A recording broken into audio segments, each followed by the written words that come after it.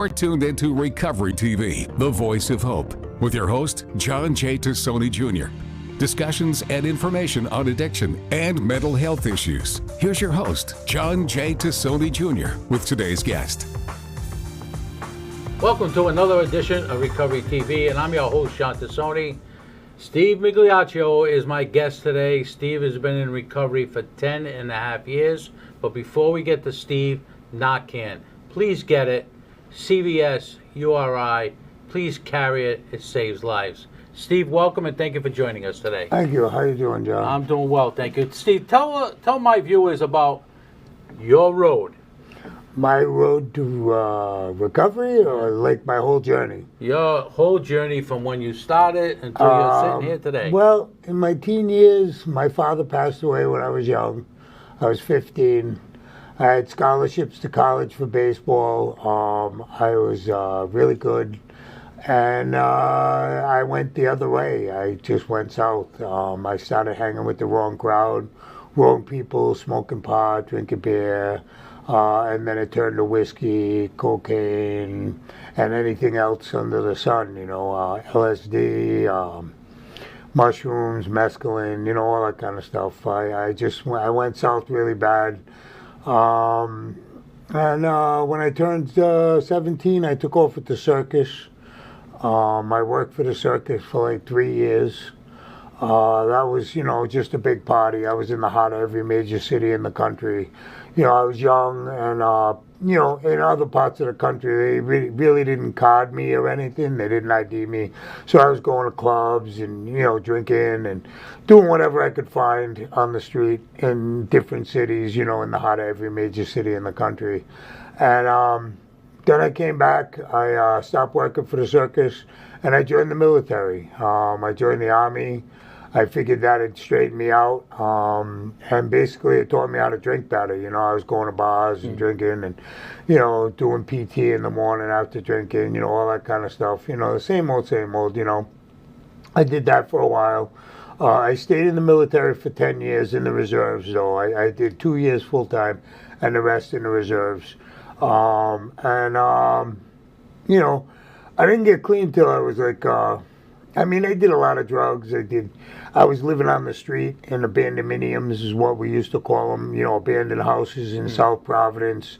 I stayed in a lot of those, ripping the plywood off and just sleeping inside because it was so cold out, trying not to freeze to death. I was homeless for a while. I was a complete mess. I was an addict. As addicts get, a lot of addicts understand what I'm talking about, when I went to a bunch of treatment facilities. I can't name them all, but I went to everyone in the state numerous times. I went to the Salvation Army so many times they told me I couldn't go back. They were like, we don't have the recovery you need here.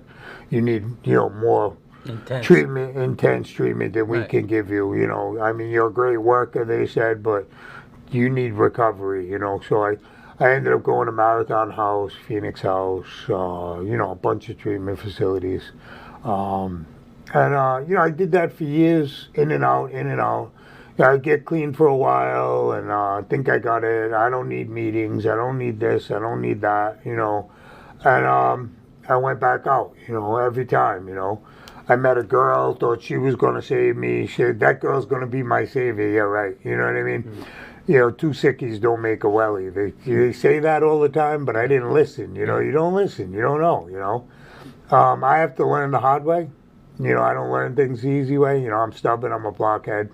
So I do what I did what I wanted to do, and it cost me, years and years, When I turned 44, I went to Marathon. I went to MAP, and I did MAP. I did MAP 11 times totally. But when I was 44, I don't know exactly what happened or what clicked, but my last run was a mess. I smoked like $4,000 worth of cocaine in like 4 hours by myself, like $1,000 an hour. Wow. I put myself into seizures. I was running from the cops. They were looking for me. I walked all the way to Butler Hospital from Situate, Rhode Island. And I got to Butler Hospital, and I never looked back. I've been clean ever since. I went to treatment. I went to MAP. MAP was a great program. My counselor was fantastic. I find that people who are former addicts are better apt to be, my kind of counselor, because they understand where I'm coming from. Right. Somebody that's book smart. I mean, they're book smart, but they don't know the street. They don't know Right. the thought process of what it's like to be an addict. Someone that was an addict and went to school is definitely better apt to help you in your recovery. Guide you in the right direction. Right, right. That's my personal belief. Some people think otherwise, but I find it to be true. Because I've done a lot of counselors that were book smart, and it never worked for me. And then I got this counselor that was my counselor at MAP, and he was a former recovering addict, and he guided me in the right direction. He guided me. I did the work, but he guided me. And I stayed there for a year. Did treatment for a whole year. And then I got out. My family didn't want me back at first. I stayed in the treatment in a sober house for a while. And then I went home to my mom's house. And I've been clean ever since. I do meetings every day. Well, not every day. I'm lying. I do meetings about 4 times a week. I do 4 meetings a week. They're great meetings. I stay connected. All my friends, I don't talk to anybody. Most people, I have a couple of friends that are not in recovery, but they don't use, like I do. You know what I mean? Mm-hmm. They can go have a beer and go home. That's not me. I could never do that. If I had a beer, I'm having 30 beers, and then I'm drinking a bottle of whiskey, and then I'm going to South Providence or wherever I can find. Now, let me ask you this, Steve. When you go to meetings and you see other folks sitting there, I mean, did they come up to you? Did they say, how did you get where you're at? I help a lot of people in recovery. I've helped quite a few people in recovery. I take them to meetings. I call them. I talk to them. I had a friend of mine who was struggling really bad for a while, and we used to do the song of the day when he first got in recovery. We used to, send each other a song of the day, back and forth, and he just disappeared off the map because he relapsed. And every day I would send him a song of the day just to keep in touch with him, And he told me, he's like, I didn't know what to think.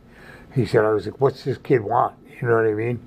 And I just kept in touch with him, and he called me up, and I got him back to meetings, and so by being consistent with people and helping people, consistency is key in recovery. I want to talk a little bit more about consistency when we come back, because we got to take a break. But you have a journey. Yes. And I want to show people there is hope in recovery. When you were down and out, something clicked, and now you're here, you're helping other people. So we're going to take a break. Okay. You're watching Recovery TV, and I'm your host, John Tassoni. We'll be right back after these messages. And now, back to Recovery TV with your host, John J. Tassoni Jr. Recovery TV is made possible by our supporting sponsors and our title sponsor, AdCare. Now, here's John and today's guest. Welcome back to Recovery TV, and I'm your host, John Tassoni. Steve Migliaccio is in the house. He's got 10 and a half years of recovery. So welcome, Steve, and thank you. And I'm glad you're doing well. Thank you. Truly am. Sober house. You had mentioned earlier that you went to a sober house. How long were you in that sober house? I was in that sober house for 6 months. Yeah. But there were restrictions. Like you couldn't leave. You could, like after 30 days, you could go out and visit your family. Right. They had different restrictions, rules, and regulations. You couldn't smoke in the house. You had to smoke outside. All different rules and regulations. But it helped me a lot. It was very helpful, sober house. The people were good. I met some people that I was going to meetings with regularly, because I probably wouldn't have done it on my own. If I just went home and stayed by myself, I probably would have just stayed by myself, But because I went to a sober house, it made me make friends, acquaintances, whatever you want to call it. Yeah. And, they would ask me to go to meetings, and I would go to meetings, If I left up to my own devices, I probably wouldn't have went to meetings. From the sober house, where'd you go from there? I went to my mother's house. Okay. Mom took you back. Mom took me back. She was okay with me coming back, and and now Was it hard to go back? It was because we fought a lot. I was very, You were a blockhead. I was a blockhead. Yeah, Right. absolutely. Now, did you fight when you came back home, or No, prior to? Prior to. Yeah. When I came back home, we You got came back along with the tail between your legs. Oh, yeah, absolutely. With Yeah. my tail between my legs, my mom took me back. I had nothing when I got back there. I had nothing. I had no job, no money, and now I have money. I have a car. I have, I have a gym in my basement. I've acquired some things because I work, and I try to, maintain being a productive member of society. And my mother helped me there, and now I help my mother out. My mother's getting pretty sick, and I'm able to be there for her. Mm-hmm. But the best part about it is she's been able to see me clean for almost 11 years. Yeah. October 3rd will be 11 years. So Wow. it's So now that you've come back, living with mom, productive citizen again, what's your advice to whoever's watching this show today that may or may not be at the period of getting help, not to get help? What's your advice to them? Absolutely get help, no matter what, because you need help. I mean, I've been homeless. I've been freezing. There were times where I went to get help just because I was so cold that I would go to a treatment facility just to get warm. But over time, going to treatment facilities and the counseling and the meetings, the mandatory meetings that you had to go to, and it stuck with me.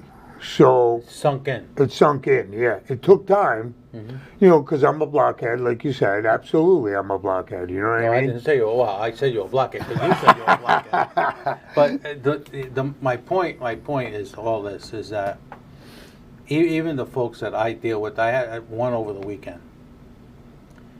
It's difficult. It's difficult to put the switch on and say, enough. I gotta get help. I gotta get clean. I gotta be a productive citizen again. The relationships I had over the years, I've ruined. Correct. And now I got to try to build a bridge to get back over to the other side. So my point in all this, having this discussion with you, is that a lot of people need someone like yourself to say, hey, whoa, time out. You got to get better. If you don't get better, bad things are going to happen. Your life is going to fall apart if it hasn't already.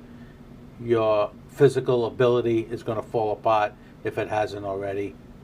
You may get some bad stuff on the street, and you may buy the farm, per se.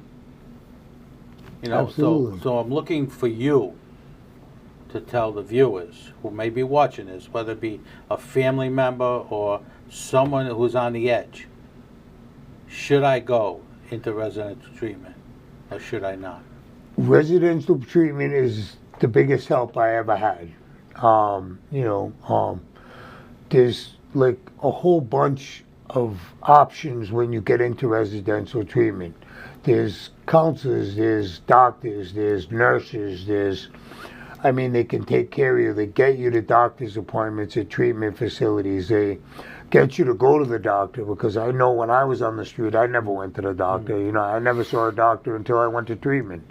And then they, told me, you this, that, the other thing, you got this, you got that. I didn't know I had any of that until I went, to a treatment facility, and they made me go to a doctor, because you have to, at the time, you had to go to a doctor to be in the treatment facility. You had to get tested, sexually transmitted diseases. You had to get checked for everything, just everything. They do a whole physical on you. Right. They do what do they call a build-up. A build-up, yeah. So it was very beneficial to me to get that, like that, the people helping me. I didn't have people that helped me because my family had enough. They had enough. They tried to help me so much, and I didn't listen. I didn't want to listen. Absolutely. Absolutely, and I didn't want to listen, but I'd go to treatment and I'd pay attention, a little bit. Not fully, but the last time I went to treatment, I realized that no matter how much money you have, it's not enough. Because I smoked $4,000 worth of cocaine in 4 hours by myself, and the whole time I was walking back to Providence from Scituate, trying to get to Butler Hospital to turn myself in, all I could think about was where I could get the next one. Can I get more before I turn myself in? You know what I mean? That was the only thought on my mind, how can I get more? So when I got to Butler and I turned myself in, I realized that no matter how much you have, it's never enough. Never enough. They say in recovery, 1 is too many and 1,000 is never enough. That is the truest statement you will ever hear from anyone, because it's just not. There's never enough. We're going to take a break. You're watching Recovery TV, and I'm your host, Sean Tassoni. We'll be right back after these messages. And now, back to Recovery TV with your host, John J. Tassoni Jr. Recovery TV is made possible by our supporting sponsors and our title sponsor, AdCare. Now, here's John and today's guest. Welcome back to Recovery TV, and I'm your host, Sean Tassoni. Steve Migliaccio is in the house. He's been clean for 10 and a half years. Welcome, Steve, again, and thank you for joining us today. And thank you for coming on. I mean, people watch this show because there is hope in recovery. You're a perfect example. There is hope.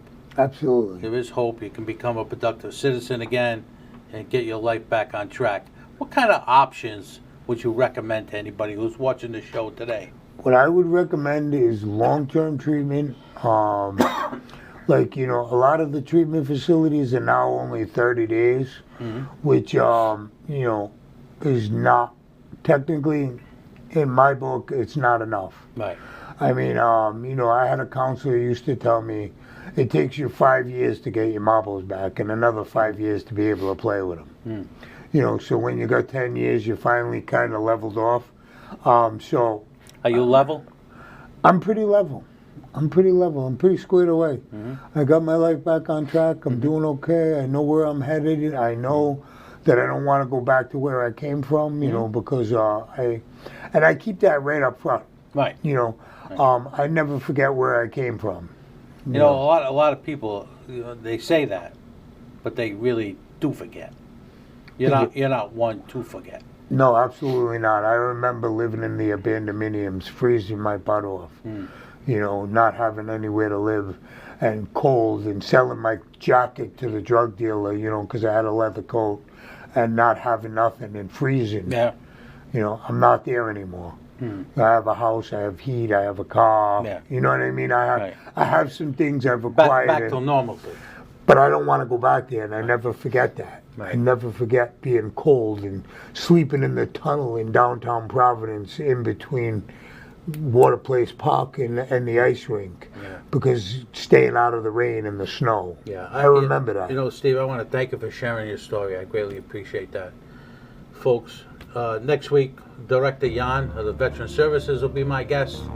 If you see something, say something. We'll see you next week.